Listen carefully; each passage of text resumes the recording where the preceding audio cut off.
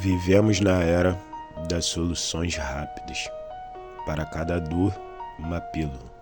Para cada insegurança, uma promessa. Medicamentos como o Ozempic, Mounjaro e outros semelhantes surgem como atalhos modernos. Já ouviu falar em filhos do Mounjaro?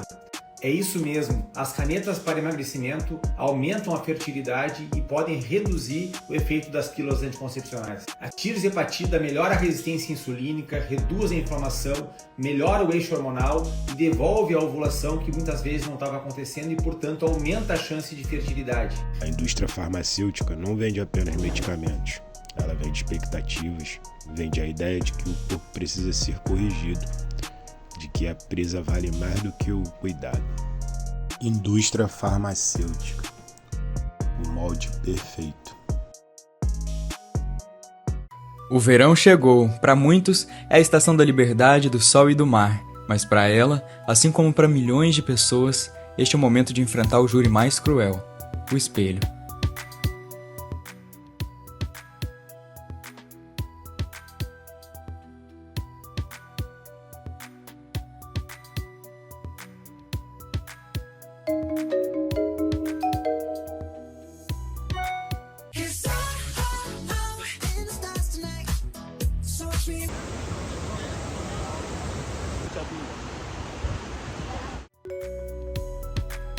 A sociedade moderna, com seus filtros e corpos perfeitos inatingíveis, criou uma armadilha silenciosa, uma pressão estética que dita que é belo e, por consequência, o que deve ser escondido.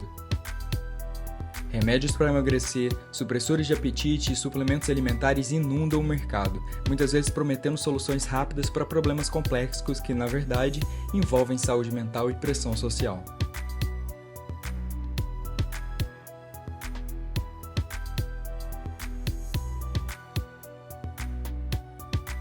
Enquanto a paciente sofre em casa, o mercado de bem-estar e farmacêutico celebram lucros.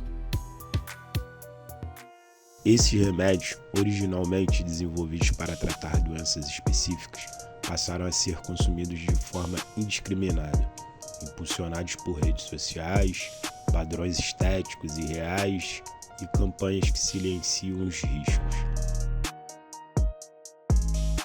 Bom, meu nome é André, eu tenho 50 anos, sou morador do bairro de Copacabana e hoje eu venho trazer aqui um depoimento que, para mim, é uma coisa extremamente difícil de se falar, ainda é um tabu. E, para a sociedade em geral, é um tabu, que são os transtornos mentais, especificamente a questão do transtorno de anorexia e bulimia nervosa, né? E por que é difícil para mim? Porque eu vivi isso dentro da minha casa e, infelizmente, com um final muito trágico, que foi o suicídio da minha mãe. Mas eu acho que se faz necessário e a gente tem que conversar sobre isso, desmistificar e... Como foi que a sua mãe percebeu esse distúrbio? Então, a minha mãe, ela ia a muitos médicos, ela sempre frequentou muitos médicos, não exatamente psiquiatra, mas médicos clínico geral. Ela fazia um check-up todo ano para saber como é que estava a saúde dela. E ela tinha apesar do sobrepeso, né, que era uma coisa que ela se sentia muito mal de estar acima do peso, apesar disso, os exames sempre vinham muito bons, assim, e ela me passava, eu tinha acesso a esses exames, e eu lia lá os parâmetros e falava: mãe, tá tudo certo. Ela mostrava para o médico, estava tudo certo.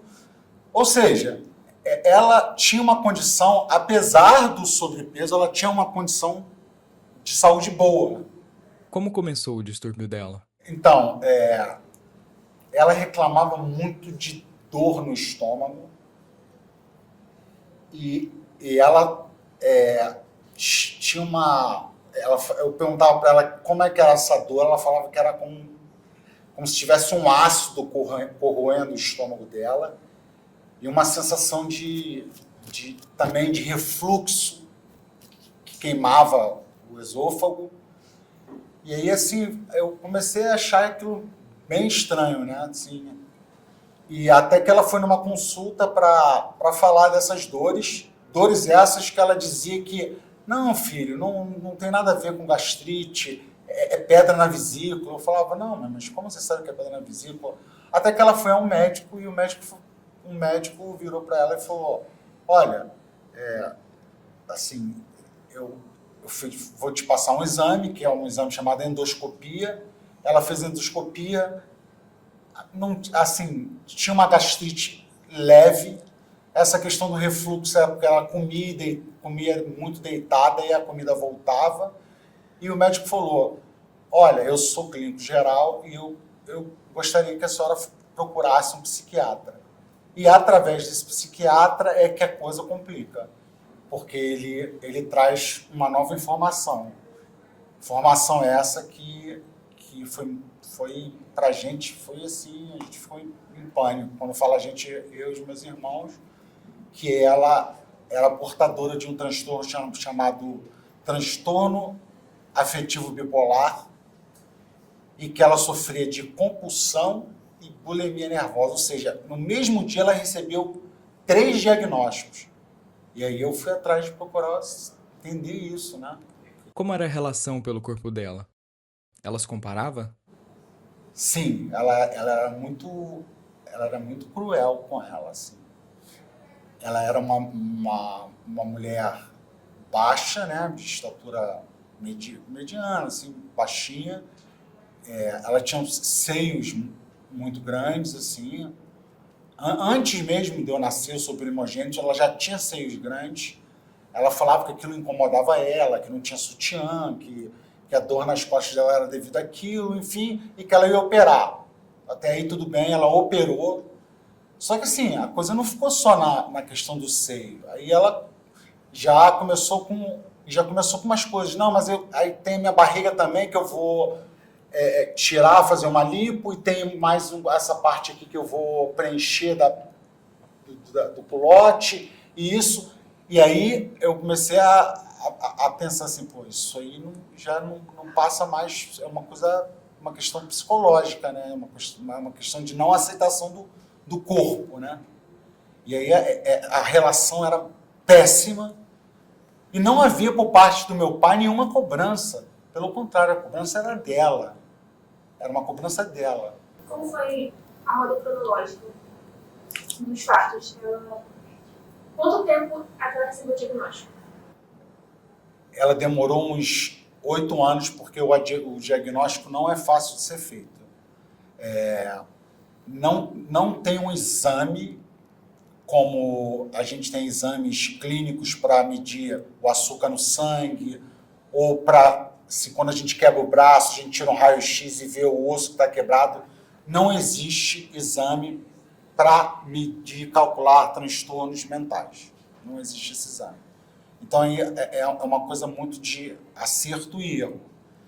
E aí, assim, dos remédios que ela tomava, ela começou a tomar remédios estimulantes, muito café, enfim. Ela foi cada vez mais ficando muito preocupada com essa questão do corpo. O que você falaria para as pessoas que passam pela mesma situação hoje?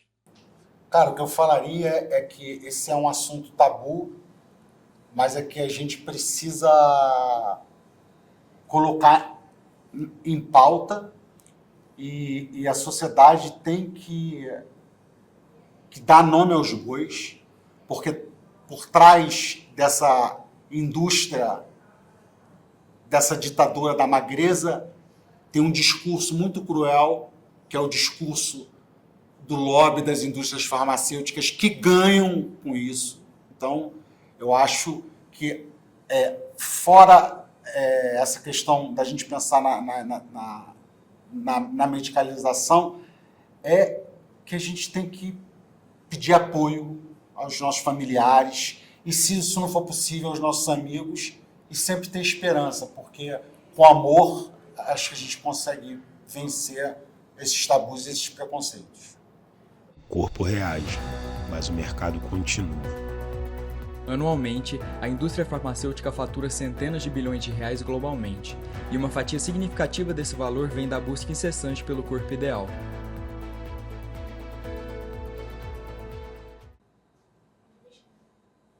Eu me chamo Nalu e eu tenho 20 anos. Que eu me lembre, o meu primeiro contato com a cultura da magreza foi aos 9 anos, através do clipe Pretty Hurts, da Beyoncé. Eu fiquei muito impressionada, né, quando eu vi a Beyoncé se comparando com as outras meninas super magras e eu acabei me vendo nela. Porque eu estava numa fase onde meu corpo começou a se desenvolver, mas as meninas da minha família sempre foram muito magras e retas. Então foi nessa época que a comparação começou e a minha distorção de imagem começou também. Mas foi a partir dos 10, 11 anos de idade que eu comecei a ter comportamentos similares à de anorexia. Eu não comia, eu só bebia líquidos, eu não conseguia comer, eu sentia ânsia de vômito. Nada, não comia nada. E eu lembro que eu só tomava um copo grande de café, assim, lá pelas 10, 11 horas, pra eu conseguir ficar o dia inteiro sem sentir fome. E no começo isso foi bom, porque eu emagreci, eu cheguei aos meus 40 quilos, medindo 1,57 e finalmente veio a validação que eu esperava. As pessoas me elogiavam, dentro e fora de casa. A minha mãe começava a me admirar e falava, nossa, você tá tão bonita. Até que veio as coisas ruins também. Eu ia pra escola sem comer nada, não comia nada na escola e eu passei a desmaiar. Eu lembro, a minha primeira lembrança sobre o desmaio foi quando eu estava passando muito mal, tonta, enjoada, e eu desci para beber água e uma amiga veio atrás de mim. Ela me abraçou e eu caí ali, né? Ela fala até hoje que eu não pesava nada. E ela acionou a diretora e a pedagogia que entraram em contato com a minha mãe, pedindo para que eu pelo menos comesse em casa, porque o certo era eles terem acionado o conselho tutelar direto. A minha mãe brigou comigo por muito tempo e eu tive que voltar a comer. E foi assim, pela culpa de fazer minha mãe passar por isso, que eu comecei a sentir prazer em comer, só que se tornou um conforto para mim.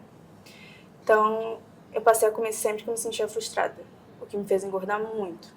E eu engordava muito, a comparação voltava e eu emagreci de novo. Eu fiquei nessa por uns mais de 3 anos, eu digo, acho que uns 5, porque só parou quando eu fiz 15, que eu desenvolvi SOP, fui diagnosticada com SOP, transtorno do ovário policístico, que aí de vez eu parei de emagrecer.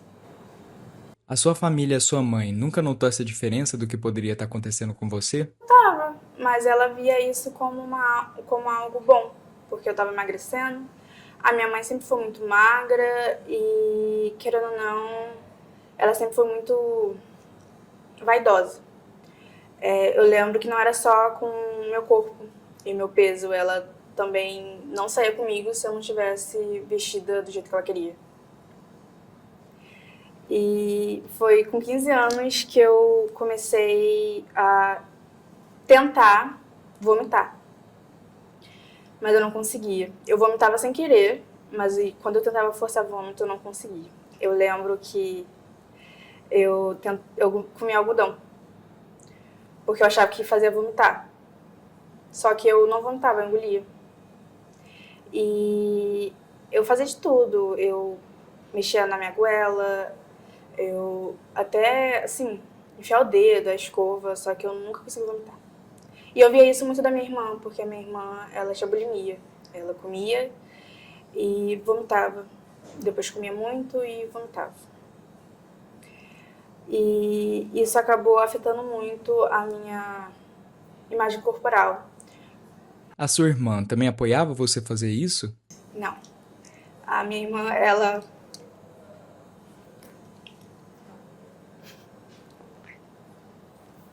ela sempre foi uma irmã, assim, muito protetora. Ela fazia escondido, só que todo mundo via, é claro. Mas ela sempre fazia o máximo pra eu me sentir confortável com o meu corpo. Mas ela era, tipo assim, a única a falar bem da minha aparência num grupo onde todo mundo me achava gorda.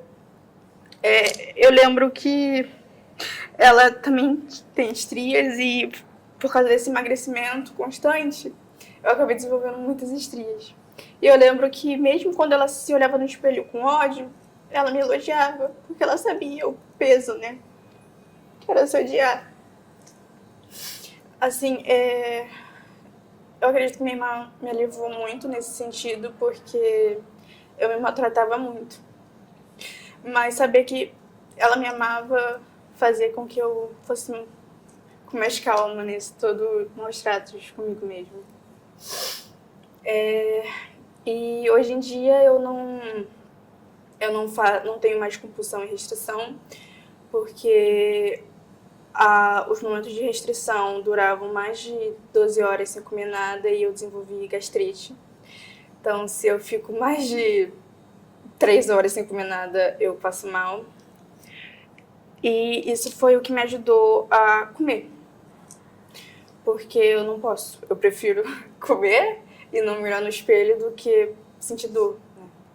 Sentir muita dor é horrível, sentir dor. Então, mesmo que eu coma, eu não me olho no espelho.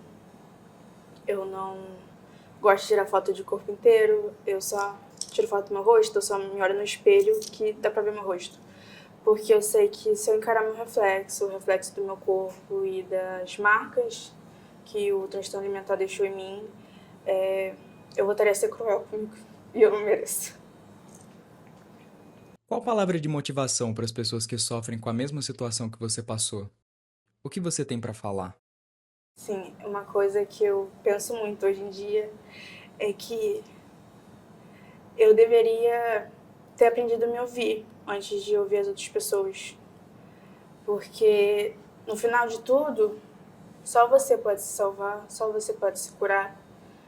Então, quando você tem a si mesmo como inimigo, qualquer batalha é perdida. Então, assim, se amem, se escutem, se apreciem, se admirem, não tenham medo de olhar no espelho, porque vocês não são feios.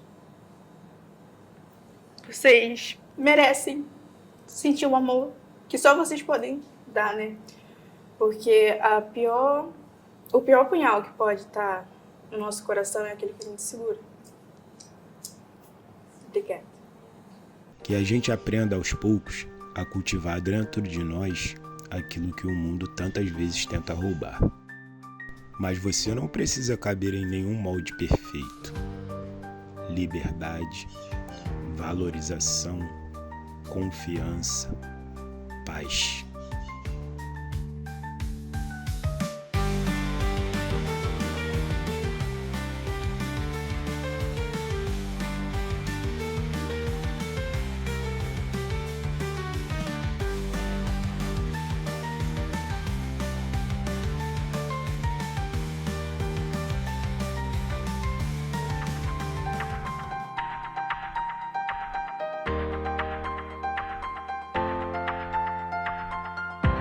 Amor próprio.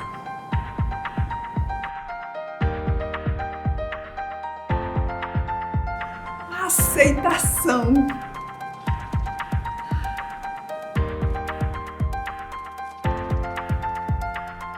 Liberdade. Valorização. Confiança. Paz.